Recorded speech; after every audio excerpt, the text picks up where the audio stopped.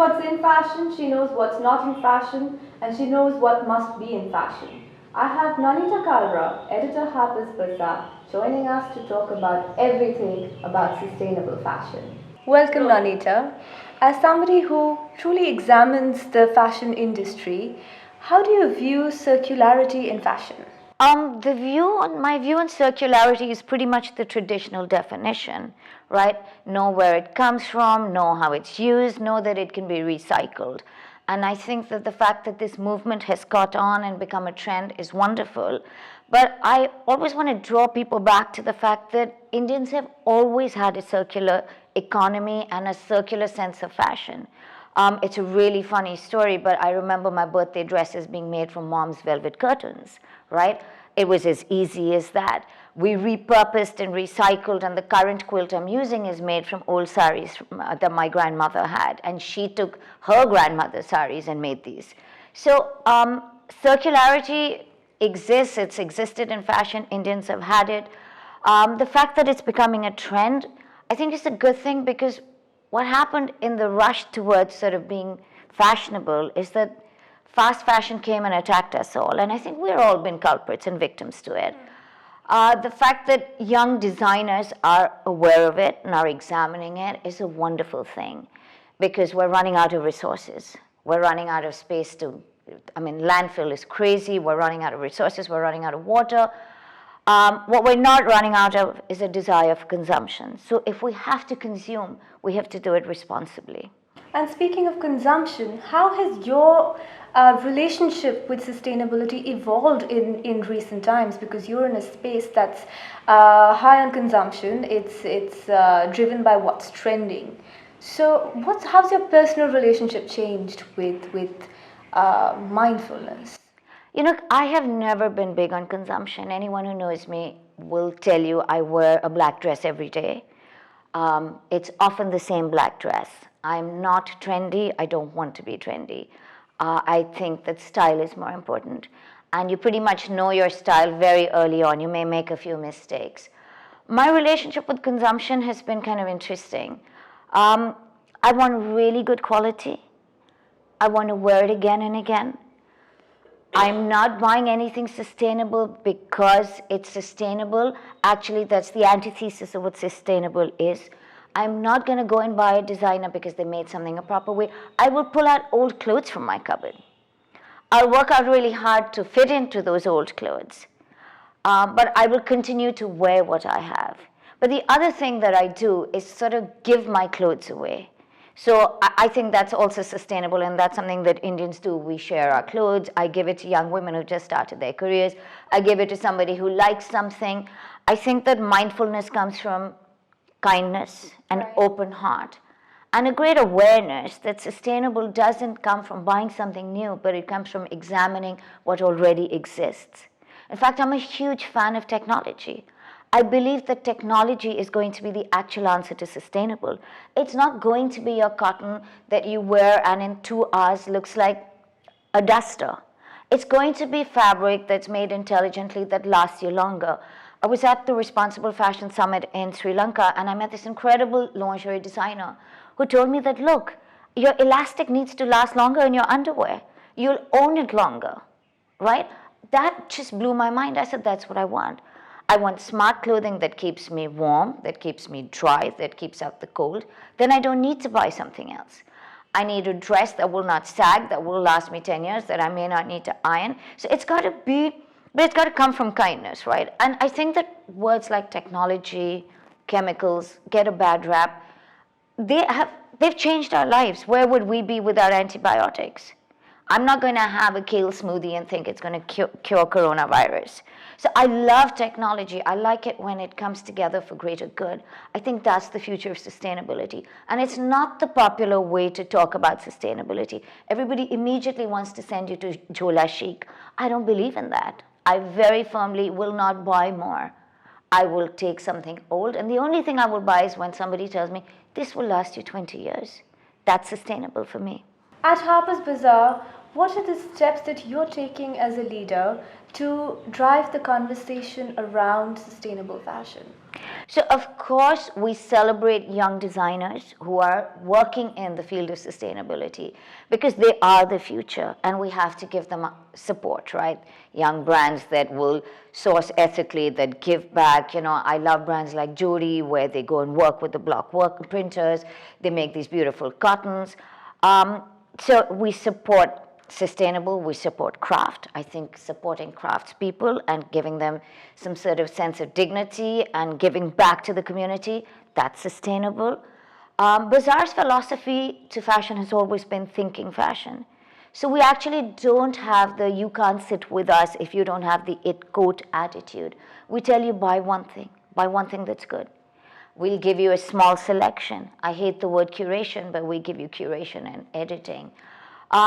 So these are the things we've always done around sustainability. But we've done two really exciting things. One is in the space of beauty. We've looked at conscious beauty, and I use the word conscious because it's mindful again. We've looked at, using products like Pahari Local, where I know where it's sourced from, that the oil is organic. I also worked with Jessica and said, listen, you're using plastic. You have to change this. And guess what?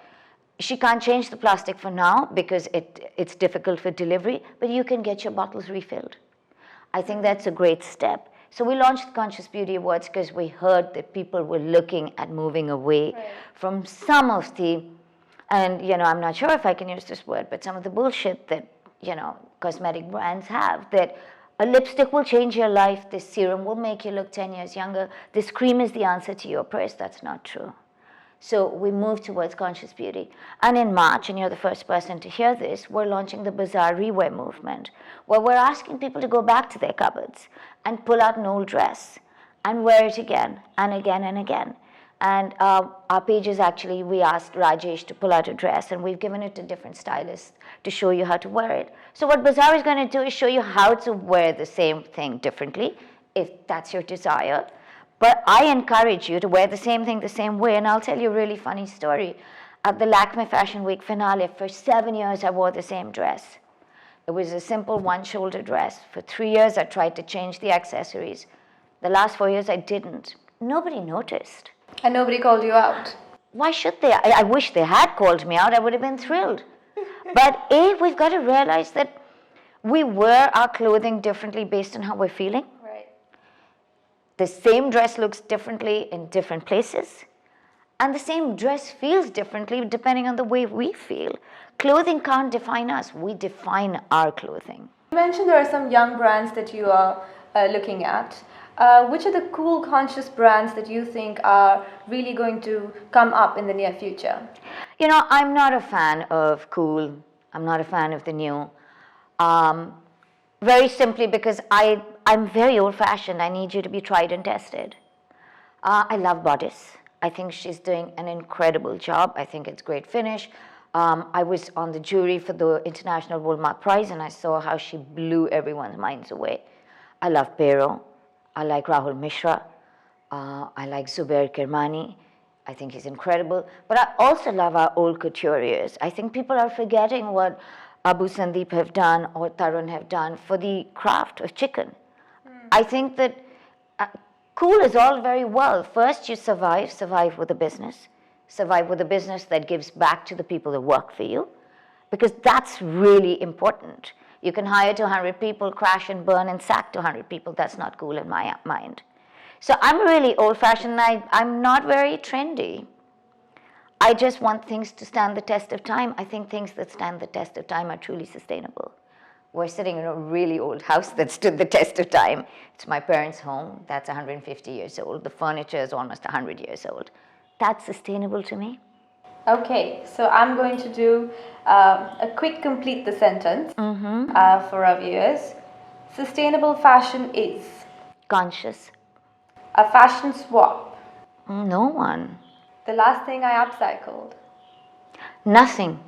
I wear it exactly the same way. 5 must-have garments one can restyle in their closet. A black dress, a black dress, a black dress, a black dress, and a great black jacket. Okay, conscious consumers. Do you hate me? It's series of black dresses that I just take care of and wear and wear. You know, somebody told me, oh, this dress looked so nice and it looked good on you the last time you wore it too. And I was like, it's going to look good on me the next time I wear it too. And I was like, are you really trying to put me down with such an immature comment? It was a beautiful Rahul Mishra dress, which I will wear again tomorrow. Okay, Bollywood and conscious fashion. I wish it existed. And we're going to close that with your one mindful goal for the year that you really hope you can fulfill. I want to not shop this year. I've given it a thought and I would really, really not like to buy It's a tough one for new clothes. somebody who is looking at clothes day in, day out. So actually, like I said earlier, the more you see, the less you want. And one of the first things that happened when I became the editor of a fashion magazine 20 years ago is I saw so many beautiful clothes and so many beautiful things that I learned to appreciate them as what they are. But I didn't want to own a single thing. I don't look at anything and say, I want it.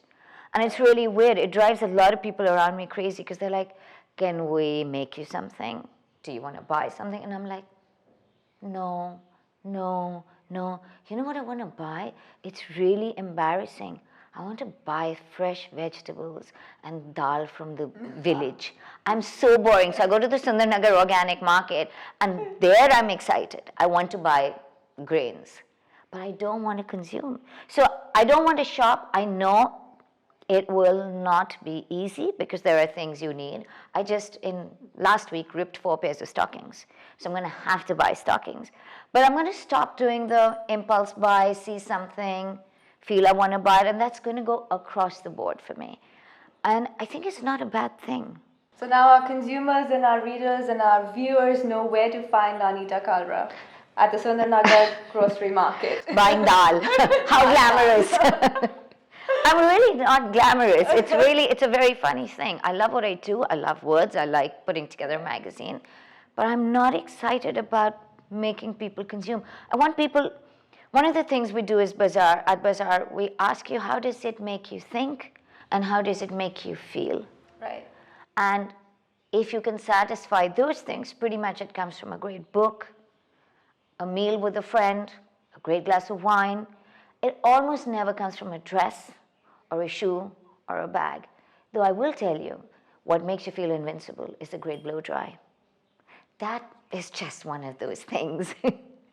On that note, thank you so much, Nonita, for joining us today. Thank you for having me.